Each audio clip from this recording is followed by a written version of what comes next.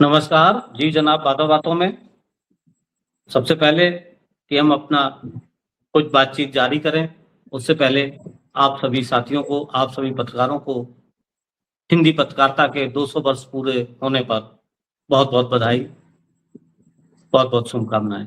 गोयल जी, पंडित जुगल किशोर शुक्ल आपके कानपुर के ही रहने वाले थे, जिन्होंने 30 मई 1826 को कलकत्ता से हिंदी का पहला अखबार उद्दंड मार्तंड की शुरुआत की। और आज हम आपने उसी पत्रकारिता के कई आयाम देखे, अखबार देखा, टेलीविजन हिंदी के समाचार चैनल देखे और अब डिजिटल मीडिया देख रहे हैं।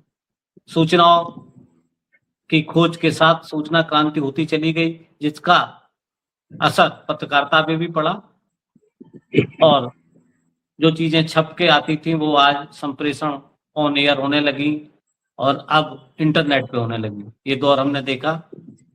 बहुत बहुत शुभकामनाएं आप सभी को। आपके कुछ संस्मरण हो हिंदी पत्रकारिता के तो कहें, उसके बाद हम विभिन्न मुद्दों पे बात करते हैं। देखिए, मैं लगभग 30 साल से 35 साल से मैं हिंदी पत्रकारिता में जुड़ा हुआ हूँ।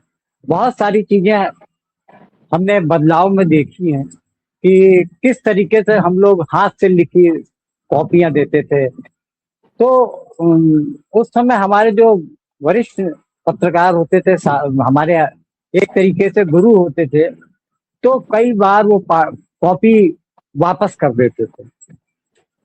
और यही वजह है कि आज भी हम लोग कम से कम कॉपी लिखने में तो इतना सक्षम हो गए हैं कि वो जो बार बार कॉपी हमारी वापस जाती थी, वो गलतियां अब हम लोग शायद नहीं करते हैं। और हम तो उन अपने वरिष्ठ पत्रकारों को धन्यवाद देते हैं कि जिन्होंने हम लोग को इस लायक बनाया, हमको कलम चलाना सिखाया। मैं आज भी उन सबको बड़े सम्मान के साथ याद करता हूँ। भले ही बाद में हम लोग का आपस में संबंध नहीं रहा हो, लेकिन आज भी हम उनको अपने हृदय से आभार प्रकट करते हैं, उन सभी वरिष्ठ पत्रकारों को जिन्होंने कभी न कभी कुछ न कुछ हम लोग को सिखाया। जी, सीनियर्स को बिल्कुल सही कहा आपने। कॉपी जाती थी, हम लोग लिखते थे, उसमें नुक्ता चीनी, कॉमा, हलंत, का, की इन सब चीजों का ध्यान रखा जाता था। बिल्कुल सही आपने कहा। और उसी स्कूल में हम लोग पढ़ते लिखते लिखते हिंदी पत्रकारिता को आज जी रहे हैं, इसमें कोई शक नहीं। बिल्कुल सही कहा आपने। बात करते हैं अब नीट की। नीट एग्जाम अब जो है एयरफोर्स को दिया गया है कि एयरफोर्स कराएगा। ये पहली बार हिंदुस्तान में हो रहा है। बड़े बड़े चुनाव आपने देखे, पश्चिम बंगाल में जहां अर्धसैनिक बलों के दम से करा दिया गया या उनके सहारा लेके करा दिया गया, लेकिन अब नीट जैसा एग्जाम अब सेना लगाई जाएगी। ये भी अपने आप में एक बड़ी मिसाल है। हमने तो कभी देखा नहीं कि सेना इस काम के लिए हो कि देश के अंदर की चीजों को, आंतरिक चीजों को वो मैनेज करे। वो तो इमरजेंसी के लिए होती है या उनकी सुरक्षा देश की सीमाओं के लिए होती है। इतना अर्धसैनिक बल है, प्रशासन है। सबसे बड़ी बात है कि आपकी जो एग्जामिनेशन की जो बॉडी है, जो संस्थाएं हैं, वो क्या बिल्कुल अब सक्षम नहीं रही हैं। आप कर क्या रहे हैं, जो अब एयरफोर्स को उतारना पड़ रहा है।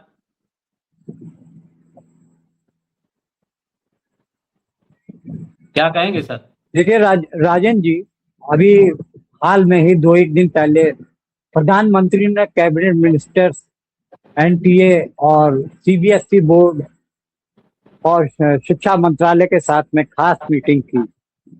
उसमें एक ये प्रस्ताव भी आया था कि क्यों ना हम अब जो अभी तक जो पेपर जाते थे वो सड़क के रास्ते जाते थे, क्यों ना हम अब उसको प्लेन या वायुसेना के उससे भेजा जाए। ये एक प्रस्ताव आया था।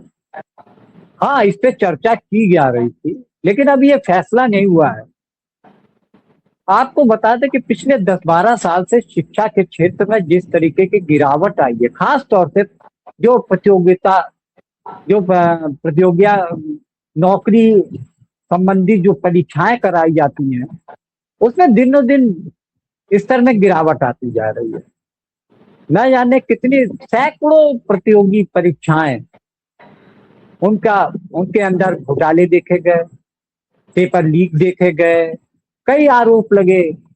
और अब एनटीए जो कि कुछ खास परीक्षाएं कराता है, खास तौर से मेडिकल की, उसको पिछले 4-5 साल से देखा जा रहा है, उसकी जो छवि है वो धीरे धीरे बिल्कुल घिट कर गिर गई है। 2024 में जब नीट की परीक्षा का पेपर लीक हुआ था, तब सुप्रीम कोर्ट ने सरकार को आदेश दिए थे, कुछ सुझाव दिए थे, कुछ राधाकृष्णन कमेटी ने इस पे सुझाव दिए थे। लेकिन उन सुझावों को सरकार ने कितना माना है, कितना अपने आचरण में लाया है, एनटीए ने कितना उसका पालन किया है, ये कुछ समझ में नहीं आता कि 2024 के बाद 2026 में फिर वैसी ही प्रक्रिया दोहराई गई, पेपर लीक हुआ। दिलचस्प बात यह है कि अभी भी कुछ लोग ये कहते हैं पेपर लीक नहीं हुआ है, कुछ सवाल लीक हुए हैं। अरे भाई, लीक होगा तो लीक होगा ना, ऐसा तो है नहीं कि अगर किसी गिलास में छेद है तो पानी निकल गया, तो कुछ पानी निकला। पेपर लीक तो लीक है, इस चीज को मानने का सरकार कोई वो नहीं चाहती है, सरकार इस चीज को मानने को तैयार नहीं है। अब धीरे धीरे जब विपक्ष ने माहौल बनाया है, खास तौर से कांग्रेस और राहुल गांधी ने जिस तरीके का माहौल बनाया है, तो ऐसा लग रहा है कि सरकार अपनी सरकार की जो कमियां हैं उसको छिपाने के लिए हो सकता है धर्मेंद्र प्रधान का इस्तीफा कर दे। तो इसमें यही है ना, जवाहरलाल नेहरू की गलती इसमें निकाल नहीं सकते, नहीं तो अभी कह दिया जाता नेहरू जी की गलती से सब हो रहा है।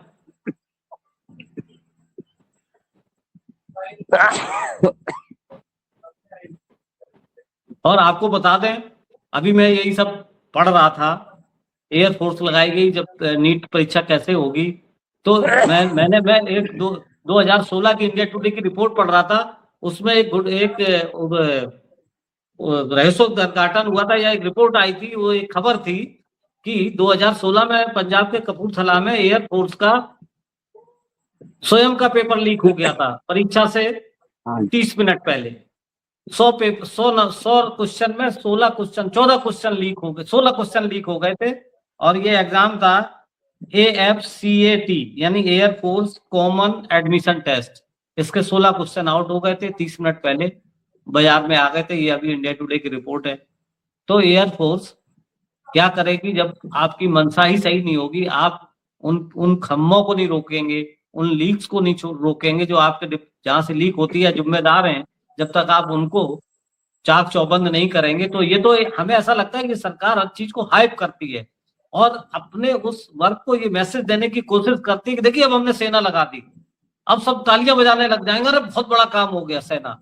लगता है कि एक शोर मचाओ, हाइप क्रिएट करो और आगे बढ़ो, चीजों पे पर्दा डालो, राख डालो, बस ये इनकी पॉलिसी है।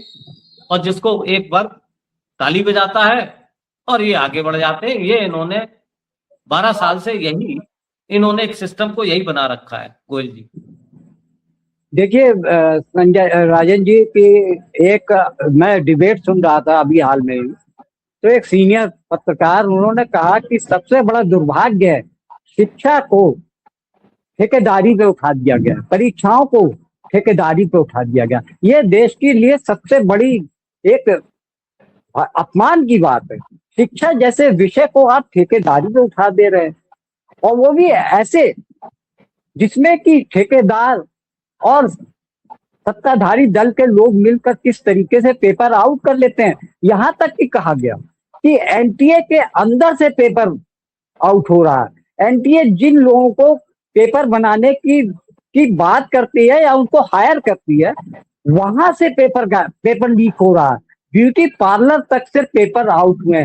सोचिए किस स्तर पर जो संस्थागत भ्रष्टाचार बढ़ा है, उसको लेकर बहुत अफसोस होता है कि देश पिछले 10 सालों में जिस तरीके से शिक्षा का स्तर गिरा।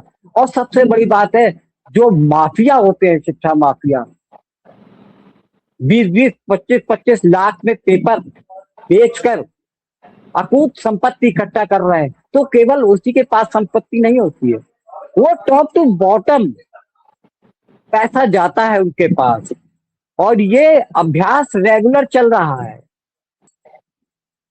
ये हालात हो गए हैं देश के। जी बिल्कुल सही कहा, जी बिल्कुल सही आपने कहा कि मंशा नहीं है। आप नीट परीक्षा, सीबीएसई परीक्षा, आप परीक्षाओं को, परीक्षा में लीक हो जाएगा, फिर परीक्षा हो जाएगी तो कॉपियों में लीक हो जाएगा और सब उलट पुलट हो जाएगा। व्यवस्था कैसे चल रही है बताइए, कितनी खतरनाक है कि छोटे छोटे बच्चे जो जिनकी जिम्मेदारी, जिनका भविष्य बना रहे हैं, उन्हीं के साथ इतना अपघात हो जाएगा। आपको गोयल जी यूपी की बात बता दें कि अभी एक पुल गिरा, ये जो विभाग है, ये विभाग किसी और मंत्री के पास नहीं, स्वयं मुख्यमंत्री योगी आदित्यनाथ के पास है, पीडब्ल्यूडी और ब्रिज कारपोरेशन। तो ये पुल जो बन रहा था, जो गिरा, जिसमें 6 मजदूरों की जान चली गई और वो लापरवाही के भेंट चल गया। लापरवाही और भ्रष्टाचार दोनों है।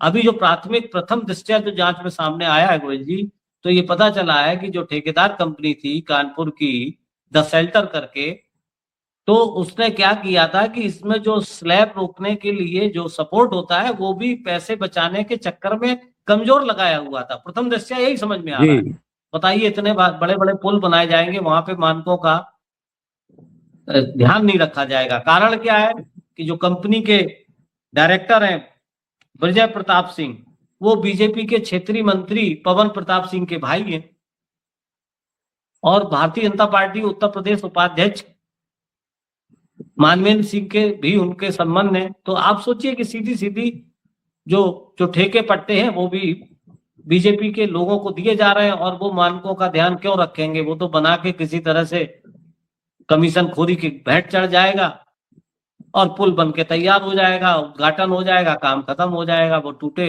या बचे, वो तो बनने से पहले ही टूट गया। अब इसकी कौन जांच कराएगा? जांच विभाग ही जब लोग करेंगे।